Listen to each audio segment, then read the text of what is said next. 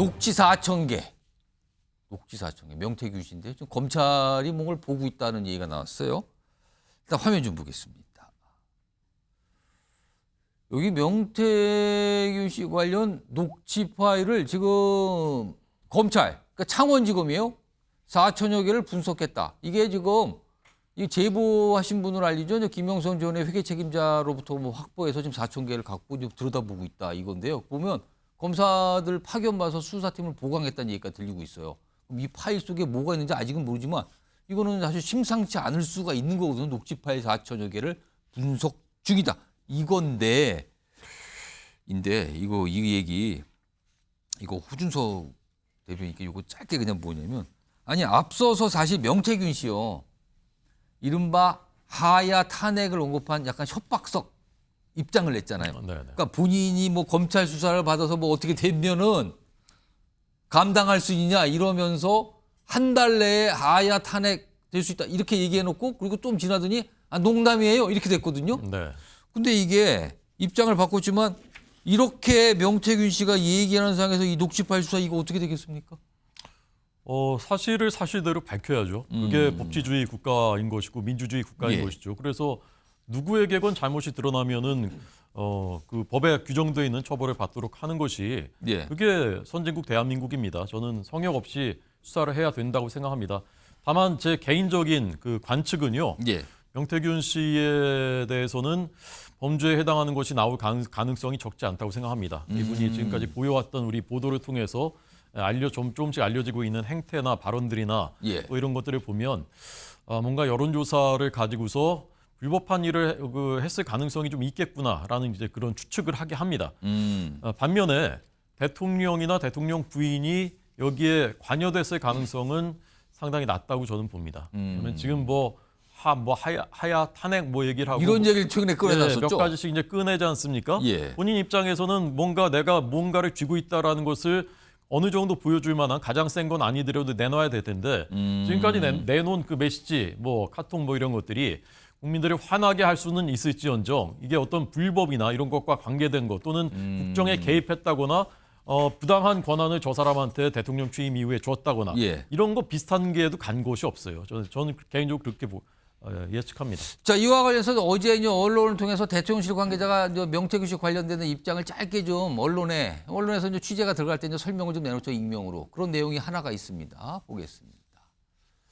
명 씨가 추가적으로 내놓을 게 별로 없을 것이다. 당분간 상황을 지켜볼 것이다. 지켜본다.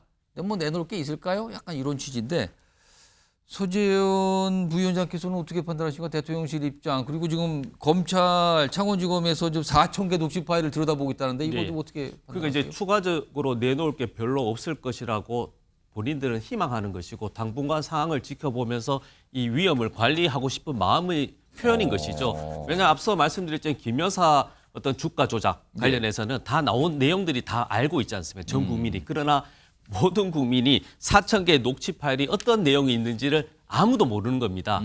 그래서 위험이죠. 위험이 있는데 어떤 일이 있거나 어떤 상황이 있는 변수 자체를 모르니까 이건 진짜 위험한 것이거든요. 그래서 계속 정치 브로커, 선거 브로커라고 계속 깎아내리시는데 이 4,000개 파일 중에 행여 대통령이라든지 여사의 어떤 부정한 지시라든지 그런 의견을 나누는 녹취 하나가 나왔다면 이거는 게이트로 가는 것이거든요. 그렇기 때문에 저는 명태균 이분이 어떤 정말 개인적인 브로커일 수도 사기꾼일 수도 있고 혹은 다른 역할을 할 수도 있지만 이 4,000개 파일 말씀하셨던 법리 이게 증거지 않습니까? 이걸 검찰이 신속하게 해서 또 국민들에게 또 보고할 것도 신속하게 할 필요가 있다는 것이죠. 지금 사실 명태균 씨 논란이 여러 갈래가 있는데 그중에 하나가 이른바 앞서서 무슨 이 김건희 여사하고 주고받던 카톡 대화에 나왔던 표현 오빠 이게 과연 누굴 말하는 거야 이것도 여전히 공방에서 나오는데 또 한 가지 갈래는 뭐가 있었냐면요 여론조사 관련된 거예요.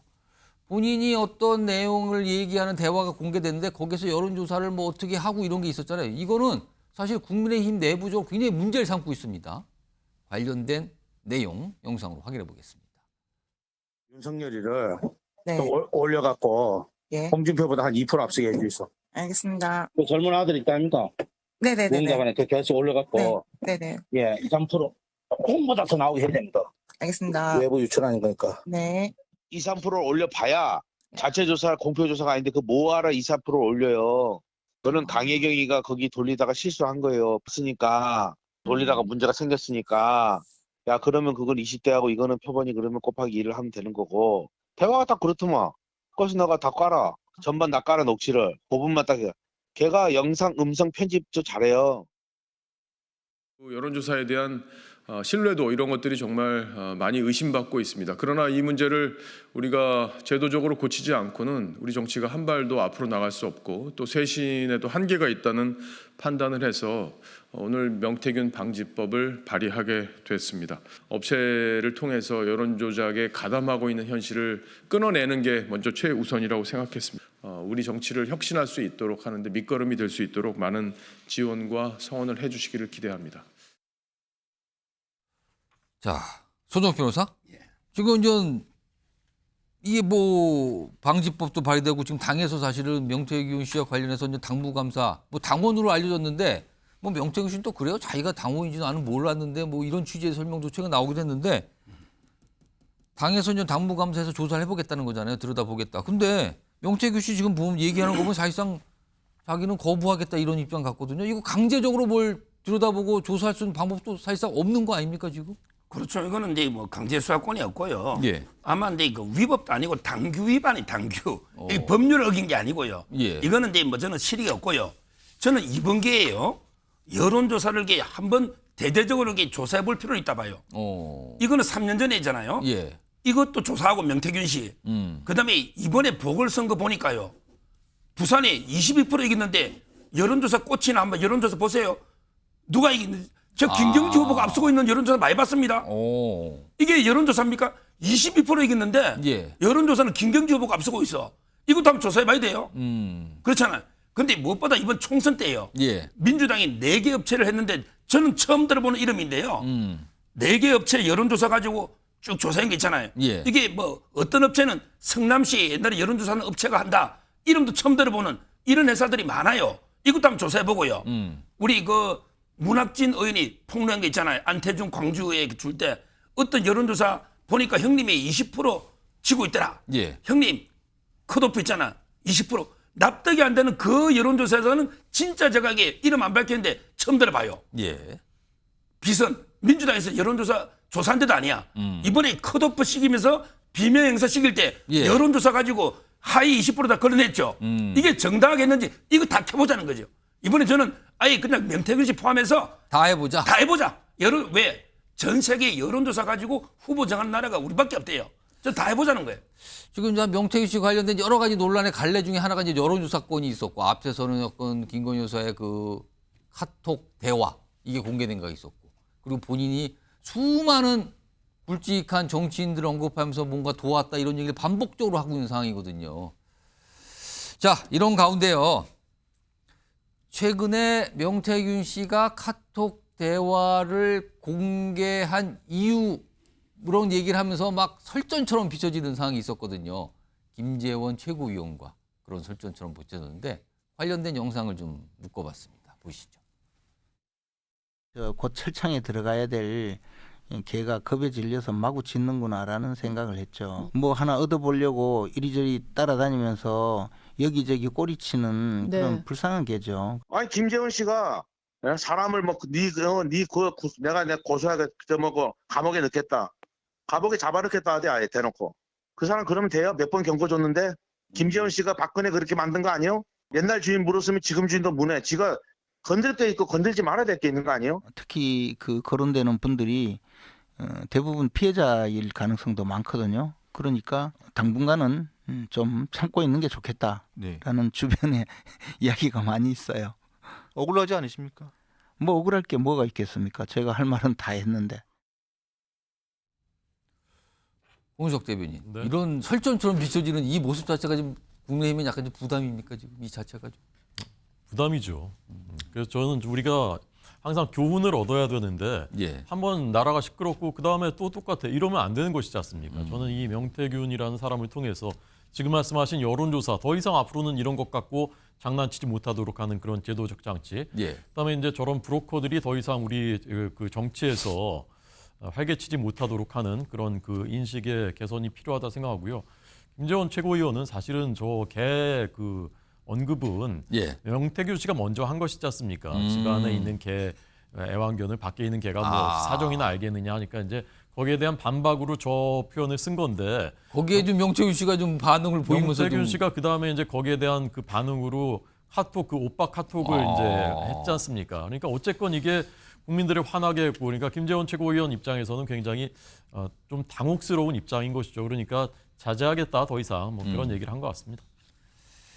이런 상황에서 당내에서 뭐 사실 명태균 씨 이 사안과서 여러 가지 목소리가 있는데 이제 친윤으로 꼽히시는 분이 저 약간 뭐랄까요? 약간 한탄 같은 얘기를 좀 꺼내놨어요. 일단 들어보겠습니다. 보수가 정말 부끄러운 상황이 됐죠. 예. 그러니까 명태균 씨와 관계되지 않은 정치인이 거의 없을 정도잖아요. 저는 뭐 저 여론조사 결과를 뭐 조작을 했다라는 그런 의혹 제기가 되고 있고 더구나 이제 마치 무슨 뭐 그 사람으로 인해서 모든 선거 결과가 좌우되는 것처럼 그 달려가서 그 사람에게 의견을 구하면서 뭐 머리를 조아리는 듯한 형태를 보여준 것들이 정말 창피하고요.